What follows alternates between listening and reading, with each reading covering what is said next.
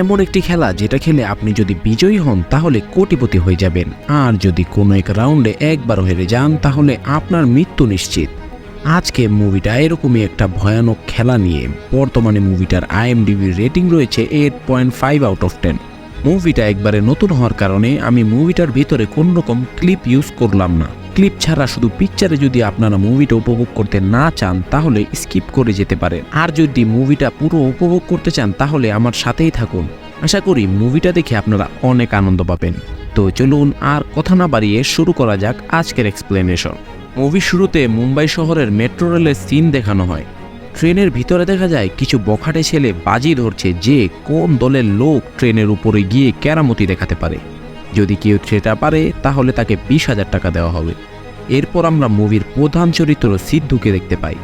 ট্রেনে থাকা অবস্থায় সে অনেক কেরামতি দেখাতে থাকে এবং ট্রেনের উপরেও পৌঁছে যায়।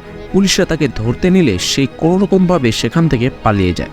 এরপর আমাদের সাথে পরিচয় হয় সিদ্ধুর বাবা মার সাথে। সিদ্ধুর জন্য তার বাবা মা অনেক চিন্তিত থাকে, কারণ সে যে এরকম কেরামতি করে বেড়ায় সে কোনো সময় তার কোনো এক দুর্ঘটনা ঘটে যেতে পারে। এরপর সিদ্ধুর সাথে তার বাবার কথা কাটাকাটি হলে সে বলে আমি এরকম কেরামতি করে একদিন কোটিপতি হব। পরে তার বাবা তাকে একটি ব্যাগ ভর্তি টাকা দেখিয়ে বলে তুই যে খেলা খেলতে চাস সেটা তোর ভাইও খেলতে গিয়েছিল, কিন্তু এই টাকার ব্যাগটাই শুধু বাসায় ফিরেছে, তোর ভাই আর ফিরেনি। আমরা জানতে পারি সিদ্ধুর ভাই ময়দান নামক এক বড় ইন্টারন্যাশনাল খেলায় অংশগ্রহণ করতে গিয়ে মারা গিয়েছে। কিন্তু এটা কি এমন খেলা যে গেলেই মৃত্যুবরণ করতে হয় এবং জিতলে কোটিপতি হওয়া যায়, এবং পুরো পৃথিবী থেকে মানুষ এই খেলায় অংশগ্রহণ করে। সেখানে অংশগ্রহণ করার সিস্টেমটি হলো তোমাদের কেরামতি করে ভিডিও পোস্ট করতে হবে এবং তারা বাছাই করে তোমাদের নিমন্ত্রণ দিবে খেলার জন্য। হোক, এরপর সিদ্ধু অতীতে তার ভাইয়ের সাথে কাটানো মুহূর্তগুলোতে চলে যায়, যেখানে দেখা যায় তারা দুজনই একসাথে অনেক কেরামতি করত। পরে তারা কেরামতি করে ভিডিও ময়দানের ওয়েবসাইটে পাঠাতো। এরপর সিদ্ধুর ভাইকে ময়দানে সিলেক্ট করা হয়। পরে সে সেখানে গিয়ে আর ফিরে আসেনি। এরপর আমরা বর্তমানে চলে আসি, যেখানে আমরা ময়দানের প্রধান একজন পরিচালককে দেখতে পাই যার নাম দেব। বর্তমানের পুরো ময়দান কোম্পানি সে চালাচ্ছে। সে মূলত অনেক ভয়ানক একজন লোক। তার সাথে কেউ প্রতারণা করলে সে তাকে সাথে সাথে মেরে ফেলে। পরে আমরা জর্ডানে পুলিশ হেডকোয়ার্টার্সে একটি মেয়ের সাথে পরিচয় হই। সেই ময়দান কোম্পানিকে বন্ধ করতে চায়, কারণ এই খেলা একের পর এক যেভাবে মানুষের প্রাণ নিচ্ছে এটা ইল্লিগ্যাল। কিন্তু সকল পুলিশকে এই কোম্পানি টাকা খাইয়ে রাখছিল, এজন্য কেউ কিছু করতে পারে না। এরপর আমরা দেখতে পাই সিদ্ধু একটি নদীর ধারে বসেছিল, তখনই এক মাঝি এসে তাকে ময়দানের এন্ট্রি টিকিট দিয়ে দেয়। এর মানে সিদ্ধু ময়দানে সিলেক্ট হয়ে গিয়েছে। সে যে ভিডিওগুলো পাঠিয়েছিল তার থেকে তাকে সিলেক্ট করা হয়েছে। এরপর সিদ্ধু অনেক খুশি হয়ে যায় এবং সাথে সাথে তারা কন্টেনারে করে ময়দানের উদ্দেশ্যে রওনা দিয়ে দেয়। এরপর আমরা দেবকে কিছু কেমিক্যালের সাথে দেখতে পাই, যেগুলো দিয়ে মূলত পারমাণবিক বোমা বানানো হয়। কিন্তু পারমাণবিক বোমার সাথে দেবের কি সম্পর্ক এটা কিছুক্ষণ পরেই জানতে পারবেন। এরপর সিদ্ধু ময়দানের এলাকায় পৌঁছায়। পরে তাদেরকে আরেকটি গাড়িতে উঠানো হয়। গাড়িতে সিদ্ধু তার কম্পিটিটরের সাথে বন্ধুত্ব করে। পরে সিদ্ধু প্রতিযোগিতায় অংশগ্রহণকারী সব লোকের সাথে ময়দানে ঢোকে। আমরা সেখানে অনেকগুলো বড় বড় বিল্ডিং দেখতে পাই। সেগুলোর ভিতরে মূলত ময়দানে অংশগ্রহণকারী প্রতিযোগীদের থাকার ব্যবস্থা করা হয়েছে। এরপর আমরা ময়দানের পরিচালক দেবকে দেখতে পাই। সে সবাইকে ময়দানের নিয়মকানুন জানিয়ে দেয় এবং বলে তোমাদের 3টি রেস আয়োজিত হবে। প্রথম রেসে জিতবে যে তাকে দেওয়া হবে 16 কোটি টাকা, দ্বিতীয় রেসে যে উইনার হবে তাকে দেওয়া হবে 24 কোটি টাকা, এবং যে তৃতীয় রেস প্রথম হবে তাকে দেওয়া হবে 40 কোটি টাকা। সে আরও বলে যে পুরো ময়দানে চ্যাম্পিয়ন হবে তার সাথে দেবের একটা head to head Challenger match হবে, সেটা জিতলে তার টাকা দ্বিগুণ করে দেওয়া হবে। এরপর সে সবাইকে ভিতরে ঢুকায় এবং দেশের পুরো বিশ্ব থেকে 32 জন খেলোয়াড় বাছাই করে তারা আনে। সবার চোখে টাকা জেতার গভীর আকাঙ্ক্ষা ভাসছে, কিন্তু তারা জানে না এই রেসগুলো কতটা ভয়ানক হতে যাচ্ছে। এরপর আমরা দেখতে পাই অনেকগুলো বড় বড় কোম্পানির মালিকরা ময়দান গেমের ছেলেদের উপর বাজি লাগাচ্ছে। এটা শুধু একটি গেম নয়, এটা একটা বড় বিজনেস। ওদিকে দেখা যায় দেব সব বড় বড় ডিলারের সাথে প্লুটোনিয়ামের ডিল করছে, যেটা দিয়ে পারমাণবিক বোমা বানানো হয়। সিদ্ধু তার বাসায় ফোন করে তার বাবা মাকে বলে তোমরা কোনো চিন্তা করো না, আমি কোটিপতি হয়েই দেশে ফিরব। এতে তার বাবা মা অনেক চিন্তিত হয়ে পড়ে। পরের দিন সবাই গেমের লোকেশন পায় এবং সেখানে প্রথম রেস অনুষ্ঠিত হতে চলেছে। পরে সবাই সেখানে উপস্থিত হয়। তাদেরকে বলা হয় একটি ট্রাকের ভিতরে 16টা ফ্ল্যাগ লাগানো আছে। প্লেয়ার হলো 32 জন। যারা প্রথমে গিয়ে ফ্ল্যাগ অর্জন করতে পারবে তারা মূলত পরের রেসটা খেলতে পারবে। বাকি 16 জন গেম থেকে বিদায় নেবে। ট্রাক থেকে মূলত যেতে হবে ছোট ছোট গাড়ি দিয়ে। এগুলোর ফিউল লিমিটেড, কোনোটা 3 মিনিট, কোনোটা 9 মিনিট, আবার কোনোটা 10 মিনিট। গাড়িগুলো মূলত কন্ট্রোল করবে অডিয়েন্সরা যতক্ষণ পর্যন্ত না প্লেয়াররা সিটে বসে চালাবে।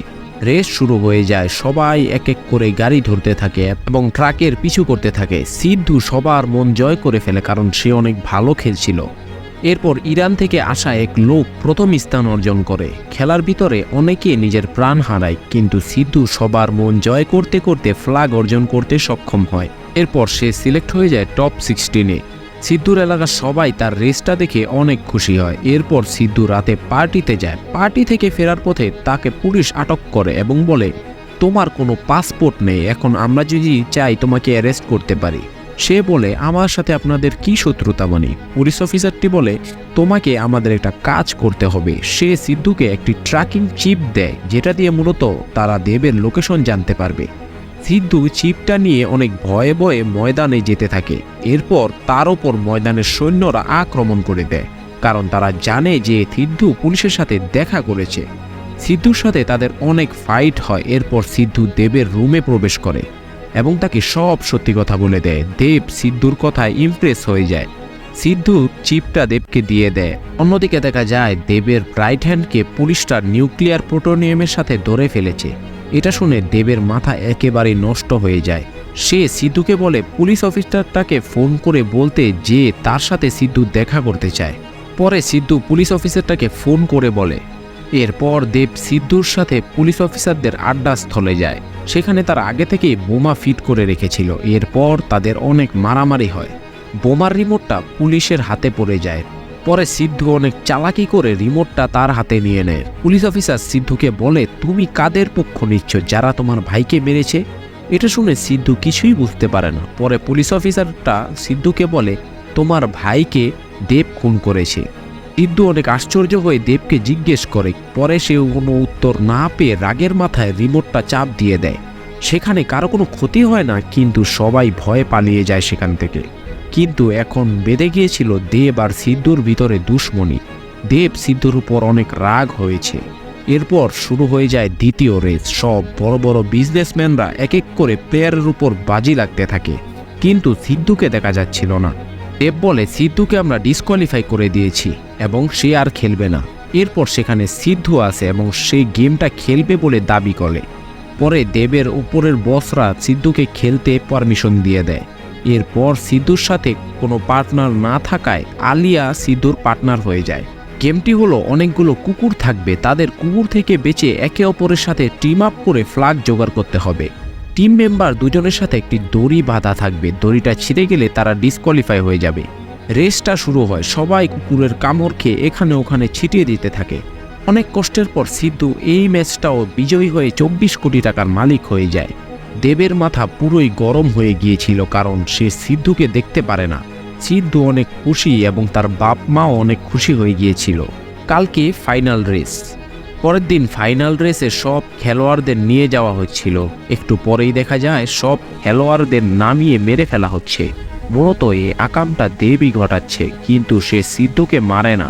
সব প্লেয়ারদের মারার সিন দেখে সিদ্ধু পাগলের মতো হয়ে যায়। পরে ময়দানে যাওয়ার পর দেব অ্যানাউন্স করে দেয় প্লেয়াররা সব হার মেনে গেছে এবং তারা বাসায় চলে গেছে, রয়েছে শুধু সিদ্ধু। পরে সিদ্ধু সেখানে আসে। সিদ্ধু অনেক রাগের মাথায় ছিল। দেব বলে ময়দানের নতুন উইনার হলো সিদ্ধু। পরে সিদ্ধু দেবকে ওপেন চ্যালেঞ্জ করে দেয়। সে বলে, আমরা দুজন ম্যাচ খেলবো, যে হারবে সে মারা যাবে এবং যে জিতবে সে ময়দানের নতুন ওনার হবে। দেব চ্যালেঞ্জটা অ্যাকসেপ্ট করে ফেলে। রেস শুরু হয়ে যায়। তাদেরকে সাইকেলে করে পুরো শহর ঘুরে ময়দানে এসে একটি ফ্ল্যাগ জোগাড় করতে হবে, যেটার ভিতরে একটা চাবি রয়েছে। সেই চাবিটা দিয়ে তাদের হাতে একটা বোমা আছে, সেটা ডিফিউজ করতে হবে। অপরজন বোমা বিস্ফোরণে মারা যাবে। রেস শুরু হয়। অনেক কষ্ট এবং পরিশ্রম করার পরে সিদ্ধু এই ম্যাচটাও জিতে যায়। এরপর সিদ্ধু চাবিটা হাতে নিয়ে বোমা ডিফিউজ না করে দেবের সাথে অনেকক্ষণ মারামারি করে। মারামারি শেষে সে চাবিটা দিয়ে তার বোমাটা ডিফিউজ করে ফেলে। অন্যদিকে দেব বোমা বিস্ফোরণে মারা যায়। মরতে মরতে দেব সিদ্ধুকে বলে যায়, তোমার ভাইকে আমি মারিনি।